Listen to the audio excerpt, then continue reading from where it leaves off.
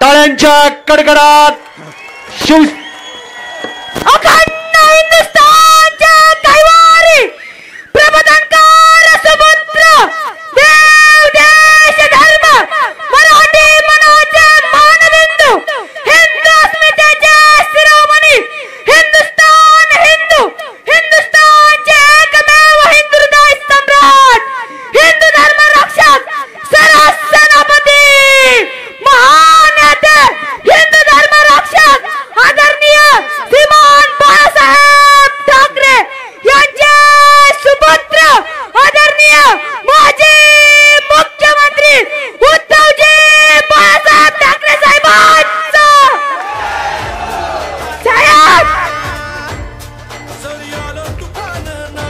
या ठिकाणी नगर शहर मधून शिंदे गटामधून या ठिकाणी दिलीपजी सातपुते साहेब या ठिकाणी शिवसेनेमध्ये प्रवेश करत आहेत, त्यांचं मी स्वागत करतो। अरे बघा छोट्या मुलाचा सुद्धा सन्मान केलाय आपल्या नेत्यांनी। जमलेल्या माझ्या अरे आवाज आहे की नाही? आवाज येतोय? हा दिल्ली पर्यंत गेला पाहिजे।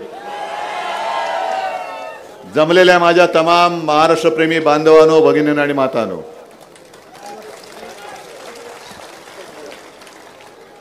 उशीर झालाय त्याबद्दल मी प्रथम दिलगिरी व्यक्त करतोय।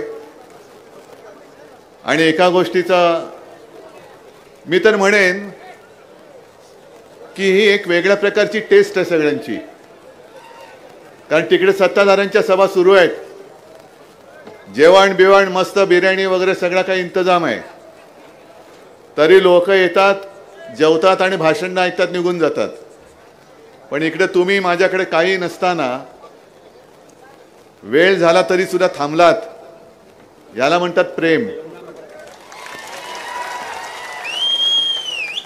आणि अनुराधाताई तुम्ही काळजी करूच नका, ह्या सगळ्यांनी ठरवूनच टाकलेलं आहे।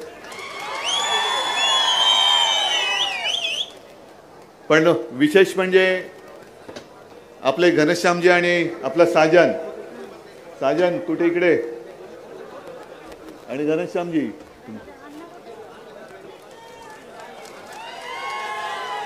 मी एवढ्यासाठी साजनला का सांगितलं, बोलवलं, कारण हा मतदारसंघ मुळामध्ये त्याच्यासाठी आपण मागितला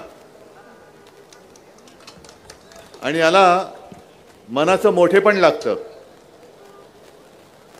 साजनच ताईंना घेऊन आला आणि मला त्यांनी सांगितले की साहेब माझ्याऐवजी यांना उमेदवारी द्या, विजय नक्की होणार।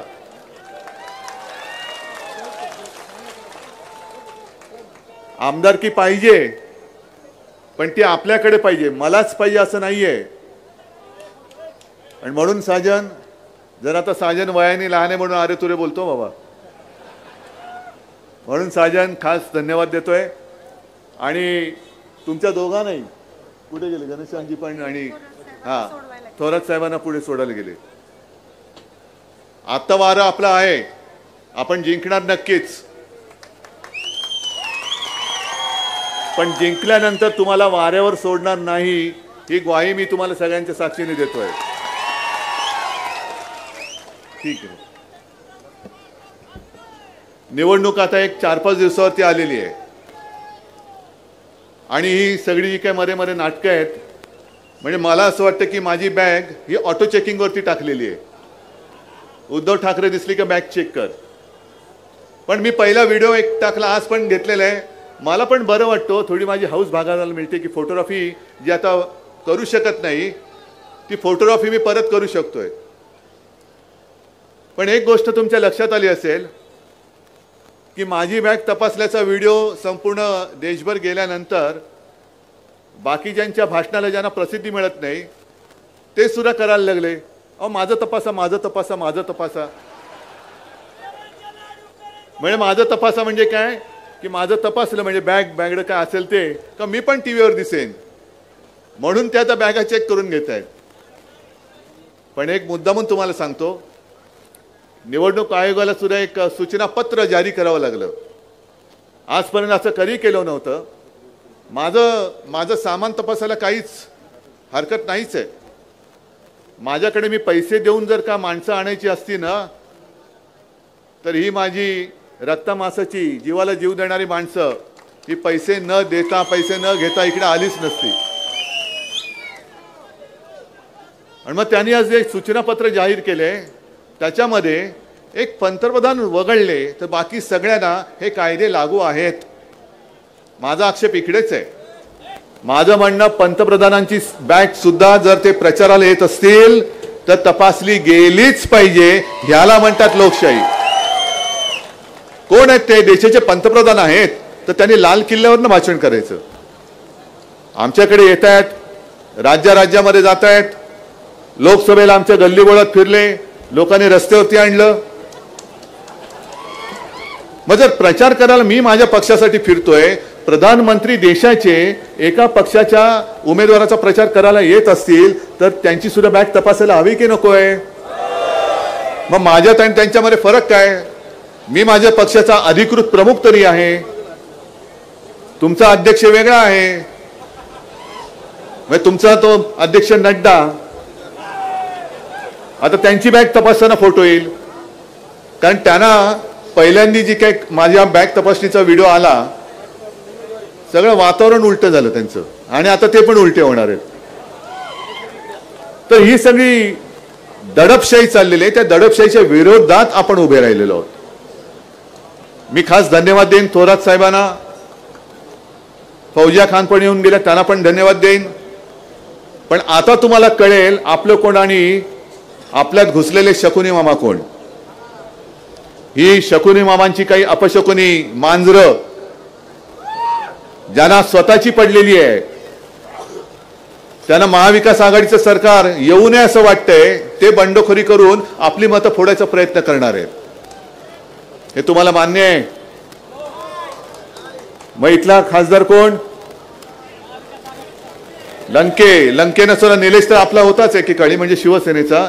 निलेशना पण सांगतो की निलेश, इथल्या प्रत्येकाने आणि शिवसैनिकांनी पण भेदभाव न करता, पक्षपातीपणा न करता, जसं लोकसभेला एक अशक्य वाटणारा विजय हा मिळवून तुम्हाला दिल्लीत पाठवलं, तुमचं सुद्धा काम आहे, तुम्ही माझ्या या ताईसाठी इकडे येऊन प्रचार केलाच पाहिजे.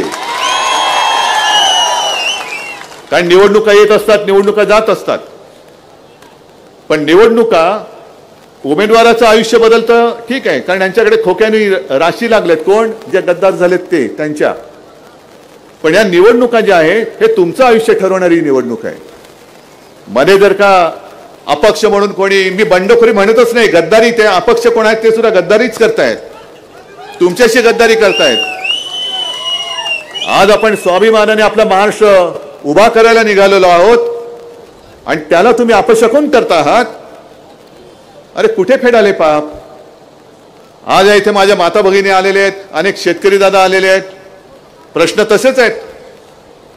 जर तुम्ही गद्दारी केली आणि दुर्दैवाने येणार नाही, स्थायी प्रचंड मताधिक्याने तुम्ही विजयी होणारच आहात,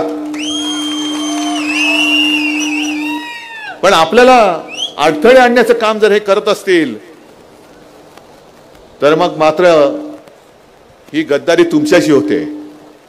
या मतदारसंघाचे अनेक प्रश्न ताई तुम्ही पण मांडलेत, माझ्यासमोर पण आहेच. प्रश्न सगळीकडेच आहेत. हे आहे ना माझ्यासमोर, डिंबे धरण ते माणिकडोह बोगदा हा पूर्ण करून कुकडीचे पाणी तालुक्याला देणार, हवंय की नको? बरोबर आहे. दुसरं, साखळी योजना तुम्हाला करून हवी की नको? मग आपली जर का मतं फुटली आणि भलताच कोणतरी, मी आजपर्यंत ज्यांनी काही केलेलं नाही अशीच माणसं परत निवडून आली, तर हा बोगदा तुमच्या आयुष्याला पडणार आहे, तुमच्या आयुष्यामध्ये मोठं एक भगदाड पडणार आहे. आणि ते पडू नये असं वाटत असेल तर आपलं मतांचं धरण भक्कम करा. असा बाण घाला की याच्या पुढे इकडे कोणी गद्दारीचा ग पण काढता कामा नये. कारण संकट मोठं आहे. उद्धव ठाकरे संपवायला सगळेच निघालेत. आणि मी अनेकदा सांगितलेलं आहे की मोदीजी, अमित शहाजी, तुम्ही माझ्या शेतकऱ्याच्या आयुष्याबद्दल बोला ना. अहो तुम्ही देशाच्या शत्रूंना संपवना, उद्धव ठाकरेला काय संपवत आहे? जर मी काही पाप केलं असेल तर ही जनता हीच मला संपवेल, तुम्ही कशाला पाहिजेत? पण जर मी पाप केलं नसेल आणि माझ्या मायबाप जनतेचा माझ्यावर विश्वास असेल तरी जनता माझ्यासोबत राहून तुम्हाला संपवेल, याचा विचार तुम्ही करा. म्हणजे देश वाऱ्यावरती पडलेला आहे. मी गेल्या 4-5 दिवस म्हणजे रोजच आता 3-3, 4-4, 5-5 सभा माझ्या आहेतच. साधारणतः मुद्दे तेच आहेत. पलीकडे गेल्यानंतर तिकडे सोयाबीनला भाव नाही, कापसाला भाव नाही. इकडे आल्यानंतर हा सहकार पट्टा आहे. इकडे कारखानदारी म्हणजे साखर कारखान्यांचे सगळे हे पट्टे आहेत. मग कारखान्याच्या बाबतीत सुद्धा आपला कारखाना किती वर्ष सुरू आहे आणि त्यांचा कारखाना किती वर्षात बंद पडला ह्या तुम्हाला तुमच्या डोळ्यासमोर आहे ना. म्हणजे 60 वर्ष एक कुटुंब जो कारखाना चालू शकते यशस्वीपणाने, हे बाकी सत्तेत असूनही 15 वर्षात बोंब का झाली, कुठे गेले पैसे. पण त्याहीपेक्षा जास्त भयानक जे तुमच्यापर्यंत अजून आलेलं नसेल, आजपर्यंत सहकार हा विषय आणि सहकार हे खातं हे राज्यापुरतं मर्यादित होतं. पण हे जे सगळे वरती 2 ठग जे बसलेत, कोण, आता तुम्ही बोलताय, मी नाव घेतलेलं नाही, तुम्ही म्हणताय कोण, शहा, बरोबर ना. त्यांनी काय केले कल्पना आहे, गेल्या वर्षभरात केंद्रामध्ये वेगळं खातं तयार केलं सहकार, आणि ते स्वतःखाली ठेवले, स्वतःच्या बुडाखाली ठेवलेले. म्हणजे त्याचा अर्थ असा की मेहनत तुम्ही करणार, कष्ट तुम्ही सगळे करणार, कर्ज तुम्ही काढणार, कर्जबाजारी तुम्ही होणार, आणि तुमच्या साखरेला अमित शहाच्या मुंग्या लागणार आहेत. लागला ना. तुमचे कारखाने हे आजारी पाडणार आणि त्या कारखान्यांच्या गुळाला अमित शहाचा मुंगळा चिकटणार आहे. गुळाची ढेपेला मुंगळा चिकटतो ना रे, हो की नाही. मला काय, मी माझा गुळ बाटलीमध्ये असतो कारण आम्ही शहरी बाबू, आम्हाला काय चहामध्ये साखर किती. पण तुमच्या साखरेला अमित शहाच्या मुंग्या लागणार आहेत, त्यांचे मुंगळे लागणार आहेत. कारण हे सगळं सहकार खातं हे ते ताब्यात घेतील. हे या मेंद्यानावर कळत नाहीये काही. जर का उद्या असं झालं